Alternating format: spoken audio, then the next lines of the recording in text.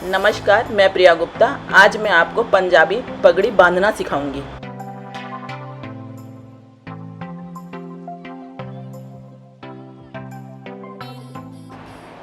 इसके लिए मैंने 5.5 मीटर कपड़ा लिया हुआ है। अगर ज़्यादा किसी का फेस बड़ा है तो 6.5 मीटर कपड़ा लगेगा, नहीं तो 5-5.5 मीटर में हो जाएगा। इसका एक कॉर्नर हमने एक दरवाजे की उससे बांध दिया है और फिर इसको बीच से ऐसे कवर करना है। तो देखिए आप, मैं कैसे जैसे करती जा रही हूँ वैसे फोल्ड करना है पूरा। पहले से फोल्ड कर लेंगे तो पगड़ी बांधने में आराम रहता है।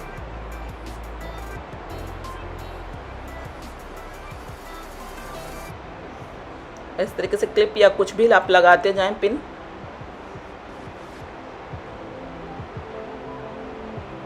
इसी तरीके से पूरे को ही हमको पूरा कंप्लीट कर लेना है। ये मैंने पूरा कंप्लीट कर लिया है। अब मैं आपको पगड़ी बांधना बताऊंगी।